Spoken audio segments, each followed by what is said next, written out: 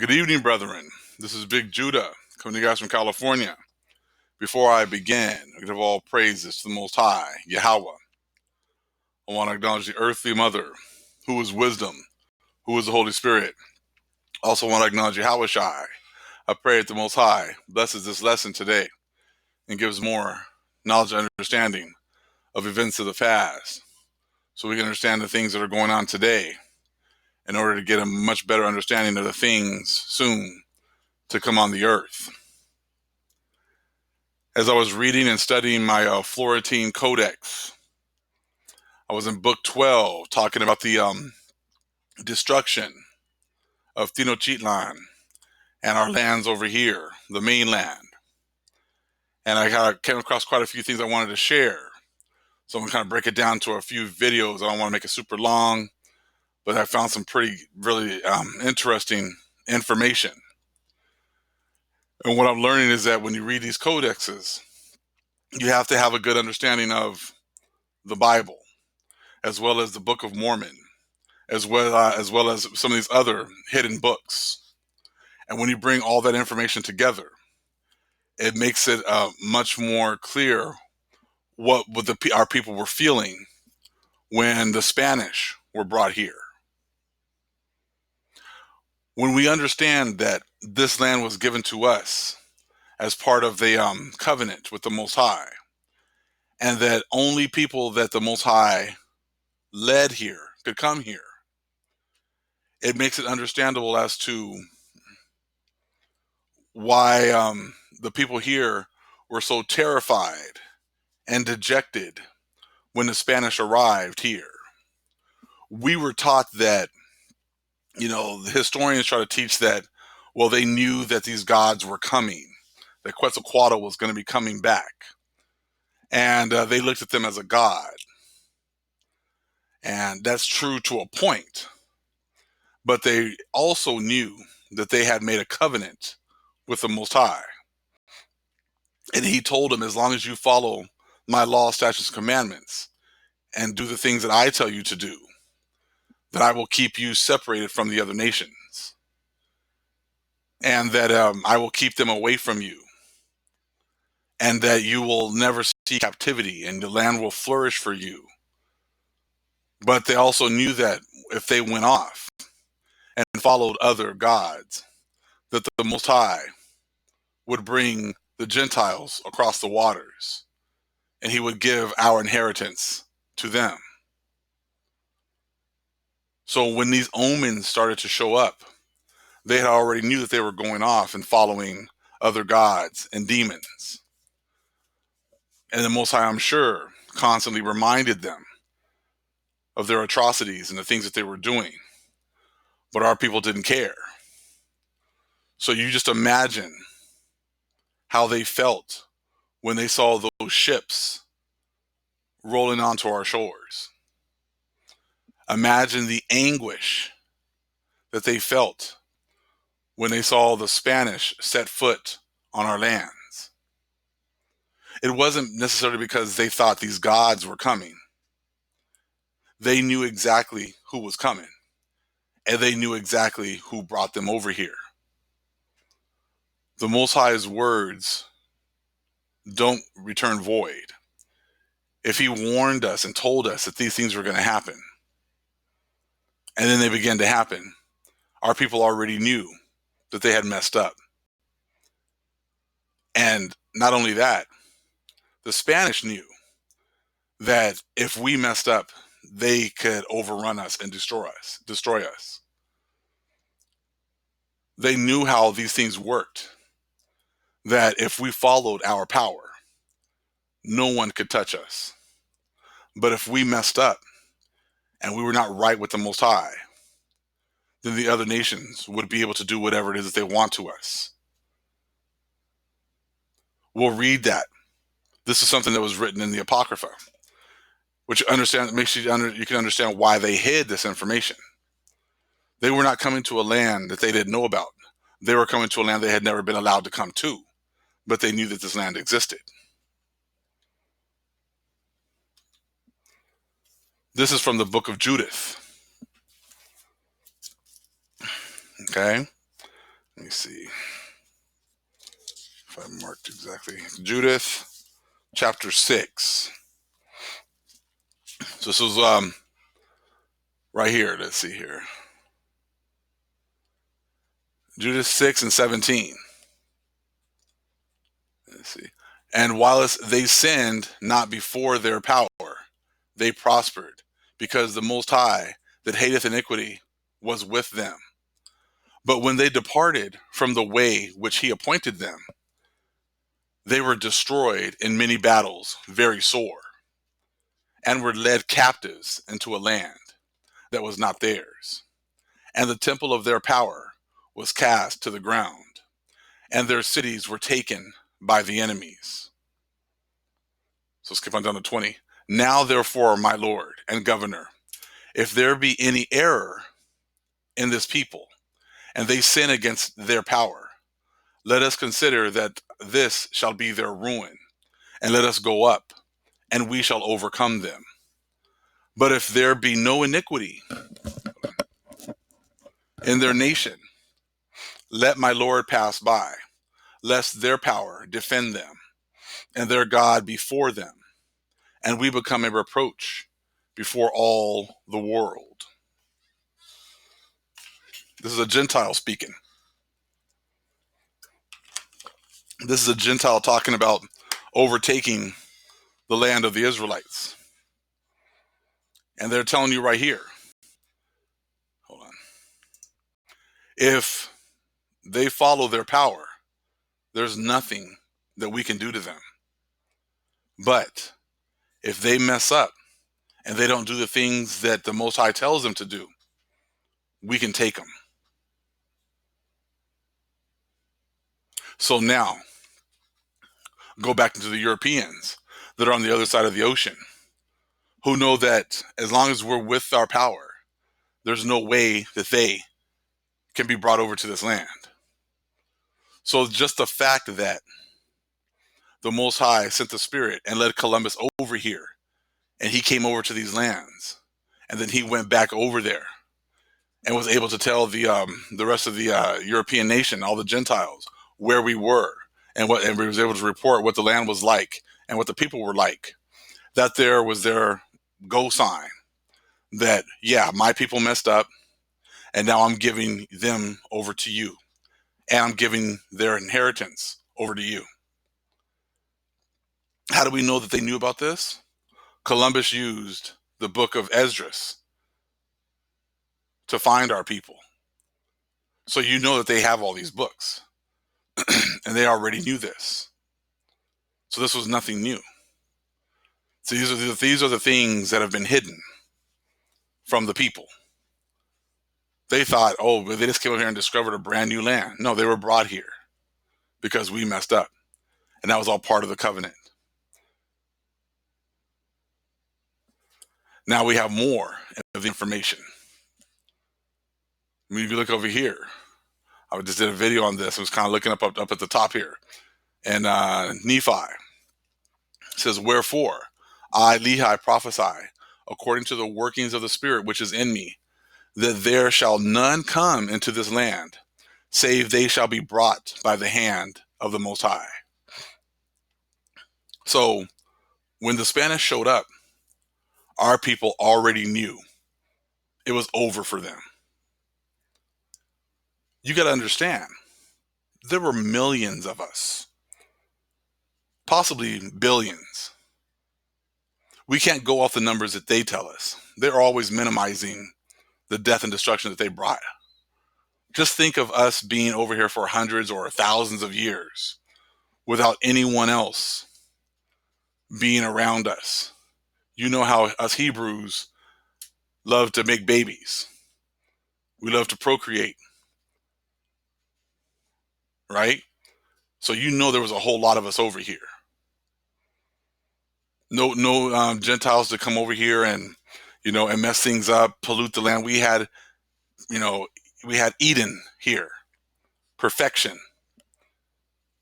So we already knew that once those ships rolled in, that we had messed up, that it was game, set, match, game over. we lost the favor of the Most High. Let's look at 7. Wherefore, this land is consecrated unto him, whom he shall bring. And if it so be that they shall serve him according to the commandments which he hath given, it shall be a land of liberty unto them. Wherefore they shall never be brought down into captivity. If so, it shall be because of iniquity. For if iniquity shall abound, cursed shall be the land for their sakes. But unto the righteous it shall be blessed forever. So just like it talked about there in Judith, same thing here. If we do what we're supposed to be doing, we're good to go. We mess up, the other nations can take us down. All right, let's skip on down to 10. Well, I'll read a little bit more, okay? 8. And behold, it is wisdom that this land should be kept as yet from the knowledge of the other nations. For behold, many nations would overrun the land, that there would be no place for an inheritance. Wherefore I, Lehi, have obtained a promise, that inasmuch as those whom the Lord God shall bring out of the land of Jerusalem shall keep his commandments, they shall prosper upon the face of this land, and they shall be kept from all other nations, that they may possess this land unto themselves. And if it so be that they shall keep his commandments, they shall be blessed upon the face of this land, and there shall be none to molest them, nor to take away the land of their inheritance, and they shall dwell safely forever. So if we do what we're supposed to do, we'll dwell here safely forever, just like I talked about in Judith. But behold, when the time cometh that they shall dwindle in unbelief, they already knew we were going to. Just like Moses would say in the book of Deuteronomy, he already knew that we were going to mess up. We did it with the southern kingdom, the northern kingdom did the same thing. After they have received so great blessings from the hand of the Most High, having a knowledge of the creation of the earth, and all men. So we had great knowledge and understanding of the creation, solar system, all these different things, okay? Knowing the great and marvelous works of the Lord from the creation of the world, having power given them to do all things by faith, having all the commandments from the beginning, and having been brought by his infinite goodness into this precious land of promise. Behold, I say, if the day shall come that they will reject the Holy One of Israel, the true Messiah, their Redeemer, and their power, behold, the judgments of him that is just shall rest upon them. Check out that last part. Yea, he will bring other nations unto them, and he will give unto them power, and he will take away from them the lands of their possessions, and he will cause them to be scattered. Our people had been warned many times. Our people already knew what would happen. So as soon as they saw someone showing up on their shores, they knew it was over because of this covenant. And this was a covenant that was going to be brought back to our understanding from Baruch chapter 2.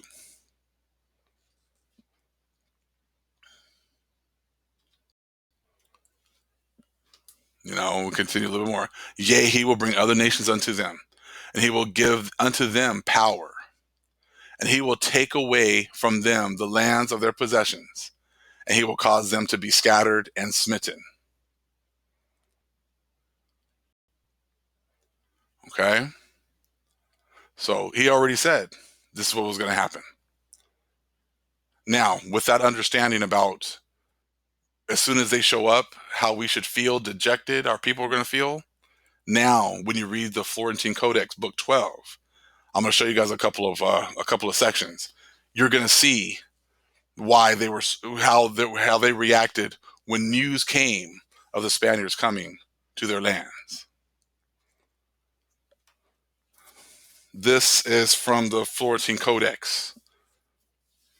The main thing is the first paragraph, where it says, even if he sleepeth, this is Moctezuma was having nightmares, and this is the things that he would hear.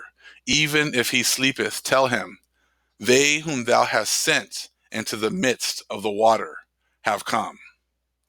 He's right there. He's already telling you, the ones that the Most High has sent in the midst of the waters have come. The ones that he was going to send over the waters have come.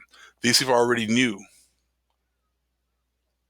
why these people were here, that the Most High had sent them into the midst of the water. They have come. The ones that the Most High have sent to destroy us have come.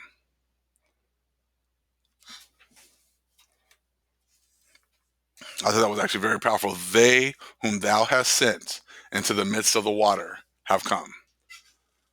And then remember, now they use the waters to keep the other nations away from us. And now he knew that the ones that were sent over the waters have arrived. The ones who were sent to destroy our civilization because we didn't follow the Most High have come. But see, when people don't understand, they haven't linked this up with the Bible, haven't linked this up with God's chosen people were here. The Most High gave them these lands. He made a covenant with them. See, we got plenty of people in our nation trying to sit there and say that these aren't our lands with no proof, with nothing but opinion. I'm going to show you some more. This is what happens. It says, 9th chapter, book 12, in which it is told how Moctezuma wept and how the Mexicans, or his people, they weren't called Mexicans at that time, but that's what they called them in this book, wept when they knew that the Spaniards were very powerful. So now they realize that these Spaniards that were sent over the waters, the people have come. Now they're realizing how powerful that these people are. Now you got to take this into context with all the information I just gave you about the covenant that they had already made with the Most High, about the warnings that they had already received from the Most High. So let me read this now. How they felt about, their future of their children, future of their old people, their young people, themselves. How dejected they were. Just as soon as they got there. And Moctezuma loudly expressed his distress. He felt distress. He was terrified. He was astounded. He expressed his distress because of the city. And indeed, everyone was greatly terrified. There were terror, astonishment, expressions of distress, feelings of distress. There were consultations. There were formations of groups. There were assemblies of people. There was weeping. There was much weeping. There was weeping for others. There was only the hanging of heads. There was dejection. Now, if just 400 or 500 people show up on the seashores, man, we're a country of millions of people. We could rush 500 people, no problem, and destroy them, no problem. I don't care what kind of weapons you have. If there's millions of us and 500 of you, we know that we could take that. We can take them down. But what these people knew was that the Most High was with these Spaniards. The Most High brought these people over the ocean. So therefore, they knew that the Most High had turned his back on us and given them power. So they realized that they had lost the land and the covenant and the blessing of the Most High. And this blessing went to the Spaniards. But you see that now when you look at this, and like, you kind of think, like, other people don't understand how the understanding that we do. Why are they so depressed? Why are they? Yeah, hindsight's 2020. Now we know why. But back then, it's like, come on, man. I said there's millions of us. Because they knew that now the Most High was not with us anymore. And they know that the numbers didn't matter. If the Most High said that this was going to happen to us, the Most High loves small numbers. He loves the underdog. But see, what Esau did, he didn't give praises to the Most High for giving them the power to take out our people. They write in their history books that they make it seem like only 500 of them came over and just whooped up on millions of people because they were just so much more vastly superior, with their weapons and with their tactics. But it was actually the Most High that gave them the victory, and they never gave him the credit.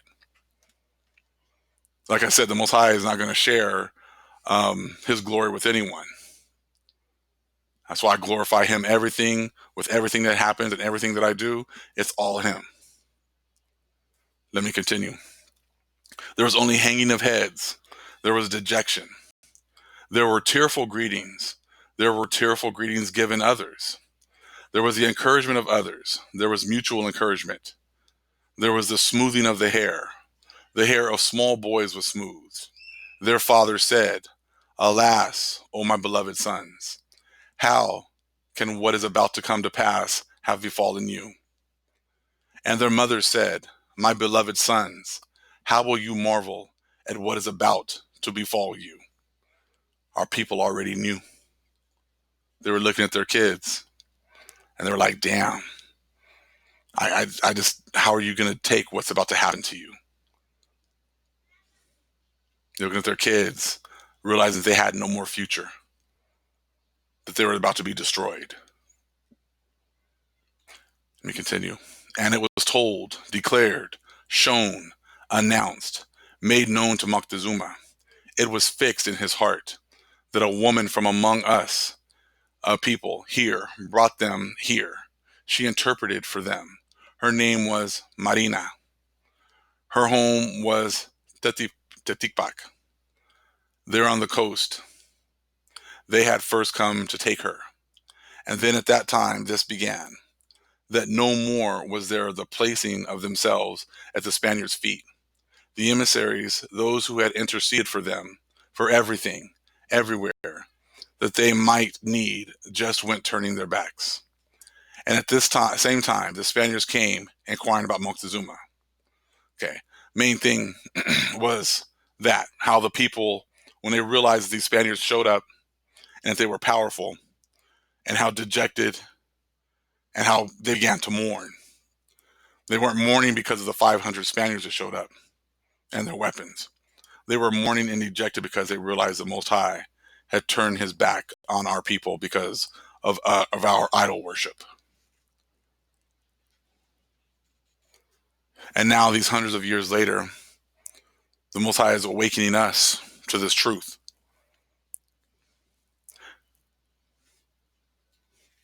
So we can get deeper understanding when we're reading things like this as to why. These people didn't realize what was about. Well, these people knew exactly what was about to happen to them. Let me continue.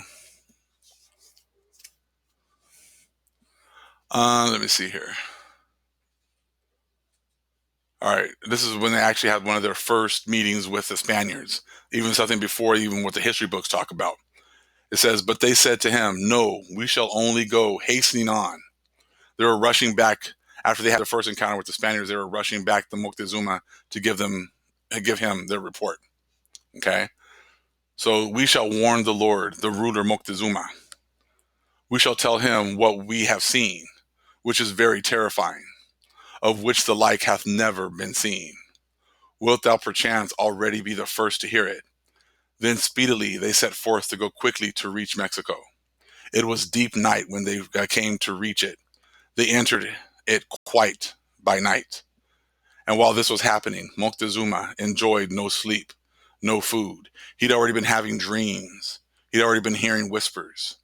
He'd already been dejected before these people even showed up, because he knew that the Most High had turned his back on us and was bringing the other nations just like he said he would. It says, no one spoke more to him. Whatsoever he did, it was as if he were in torment. Oftentimes it was as if he sighed, became weak, felt weak. No longer did he enjoy what tasted good, what gave one contentment, what gladdened one. Wherefore he said, what will now befall us? Who indeed standeth in command? Alas, until now, I, in great torment is my heart, as if it were washed in chilly water, and indeed burneth it smarteth. Where in truth may we go, O our Lord?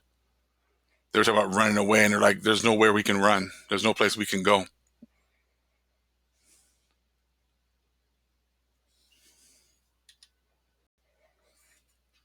Our people knew what was coming because we had already been warned.